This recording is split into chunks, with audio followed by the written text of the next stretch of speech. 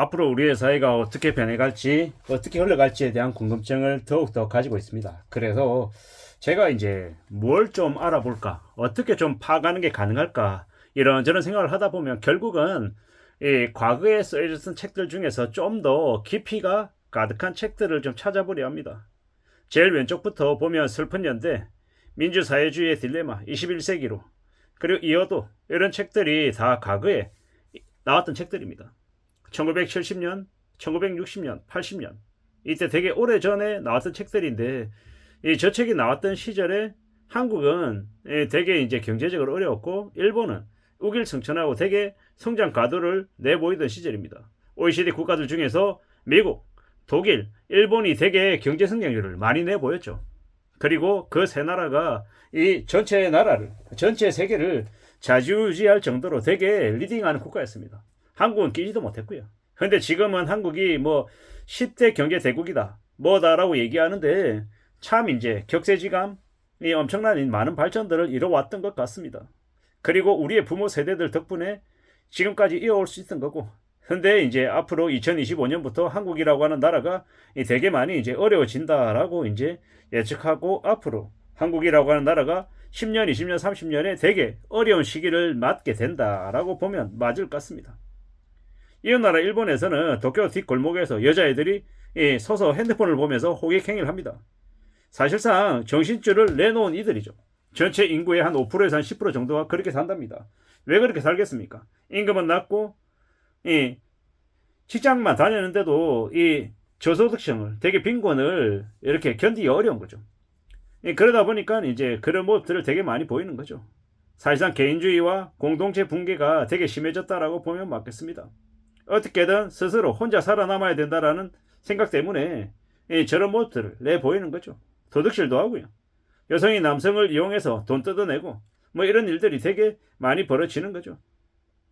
선진국들이 이제 겪어왔던 일은 일본이나 뭐 프랑스나 이탈리아나 미국이나 그다지 다르지 않더라는 겁니다. 그리고 이제 앞으로 한국이라고 하는 나라가 이제 그런 모습들을 되게 이제 많이 겪게 되는 거죠. 사람 폭행하고 돈 뺏어도 그래, 목숨은 안 뺏었잖아, 때리거나 괴롭히지 않았잖아, 그 정도면 괜찮은 거지 뭐, 이렇게 이제 사람들이 넘겨버린다라는 거죠. 한국도 이제 그렇게 변한다라고 봐야 되겠습니다. 우리는요 앞으로 이제 무리하게 빚을 진 사람들, 연끌족들이 노비처럼 사는 삶을 많이 목격하게 됩니다. 그리고 아무도 그들을 보호해주거나 그들에게 관심 가지지 않는 거죠. 그러면요 배고파서 밥을 굶는 사람들도 늘어나게 될 것이고, 이제 서민 자식들 중에서 되게 이제 막장의 모습을 내보이는 경우도 되게 많을 거다라는 겁니다. 핸드폰 끊기고 이제 구걸하고 이제 좀 도둑질하고 이제 되게 이제 깜짝 놀랄 만한 그런 일들이 많아진다라고 얘기하죠. 누가 그런 얘기를 하더라고요. 도박이나 극장이나 패스트푸드나 알코올 이런 것들은 결핍 소비라고 한답니다.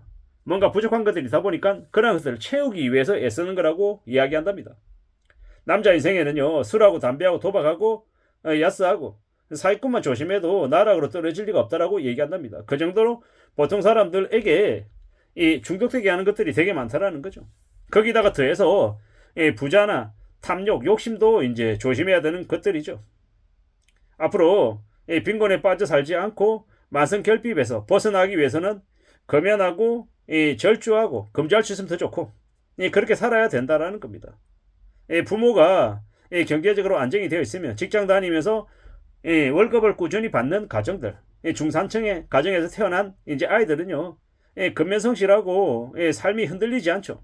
그런데 부모가 제대로 이제 돈 벌어오지 않고 자기들끼리 술 마신다고 게임한다고 도박한다고 돈 다 써버리면요 자식들이, 애들이 밥을 굶고 라면도 제대로 못 먹고 학교 갈 때 깨제제하고 지저분한 옷 입고 다니고 학용품 못 사가고 이러면요 그 아이들이 어떻게 살겠습니까? 아이들 나름대로 이제 정부치고 먹고 살려고요 밖에 나가서 몸 팔고 자기들끼리 뭐 그룹팸 이런 거 만들어 가지고 자기들끼리 괴롭히고 자기들끼리 나가서 몸 팔아서 돈 벌고 뭐 그러고 산다라는 겁니다. 그런 일들이 되게 만연한 이제 일들이 이제 벌어진다라는 겁니다. 그런 아이들이, 그런 사람들이 제대로 세상에서 중산층으로 살아갈 수 있겠냐라는 겁니다. 어렵죠. 그런 무지막지한 그런 이제 세상이 이제 벌어진다라고 봐야 되겠습니다. 그런 애들이 정상적으로 성실하게 착실하게 열심히 돈 벌어서 이 재산 늘리고 저축하고 이 월세에서 전세로, 반전세에서 전세로 또 집을 사서 성실하게 자기 돈으로 뭔가를 이루며 사는 게 가능하겠냐라는 겁니다. 되게 어려워진다라는 겁니다. 그러다 보니까 나만 잘 먹고 잘 살고 남들은 죽든지 말든지 신경 안 쓰는 되게 극악스러울 정도로 이기주의가 창궐한다라는 겁니다. 이런 이제 무서운 시대가 앞으로 벌어진다라고 봐야죠. 그리고 연끌족들이 진짜 공포에 떨고 미치고 매달 이자를 못 내가지고 허덕이고 살면요. 그네들의 삶이 괜찮겠냐고요. 겉으로 볼 때는 되게 멋있고 대기업의 중역이고 공무원들 고위직이고 간부고 막 이런데 실상 까보면요. 다주택 다중채무자고 한 달에 이자 원금 300, 400 갚아야 되는데 답이 없다 보니까 계속 돌려막기 하고 이런 일들이 너무도 많이 벌어진다라는 겁니다.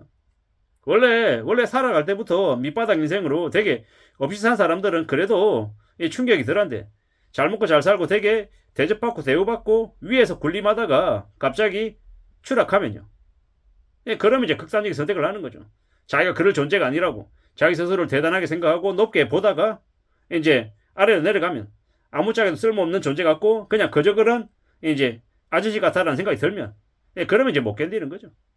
참 그렇게 앞으로 우리가 살아가는 세상이 많이 지각 변동이 일어날 것 같습니다. 무리하게 연끌하고 까불어 댔던 이들은 재산 다 뺏기고 조용히 착실하게 자기 일을 하며 이 현금 자산을 늘려놓던 사람들은 나중에 이 연끌들이 이제 배타내 놓는 그런 이제 자산들을 헐값에 이제 주워 담는 거죠. 그리고 이제 그런 이제 알짜 자산들을 주워 담은 이들은요. 티내지 않고 조용히 삽니다. 겉으로 자랑하지 않고요. 없는 듯 그냥 흐름한 옷 입고 되게 이 값싼 음식 먹으면서도 감사해하고 또 열심히 이 남들에게 인사하고 이 낮은 자세로 지내고 참 저렇게 좋은 사람 없네. 되게 열심히 사네. 나이가 들었는데도 저렇게 열심히 일하고 살까? 좀 이렇게 일하지 않고 이 그동안 모아놓던 돈으로 여유롭게 살 수 있을 것 같은데? 라고 사람들은 생각하는데 그들은 되려 나이가 들어도 더 열심히 일하고 더 땀 흘리고 더 성실하게 지내죠. 그래서 자신들의 자산을 쉽게 잃지 않고 유지하고 자식들에게도 되게 좋은 것들을 많이 가르쳐주고 몸소 실천해서 보여주면서요. 그렇게 살아가더라는 겁니다. 그런 삶이 성실하고 착실하게 사는 사람들에게는 안정적인 삶이 보장이 되고 연끌하고 까불어대고 인생이 파탄나는 그 집에 엄마 아빠든 자식들은요. 되게 우울하고 되게 하층민으로 비참하게 살아간다라는 겁니다. 되게 양극화된 모습들이 앞으로 우리 사회에 많이 벌어진다라고 보면 맞겠습니다. 어느 쪽에 속해서 살지는 우리 개개인들의 하루하루의 이 노력과 이 애쓰는 모습들로 결정이 될 것 같습니다. 이상입니다.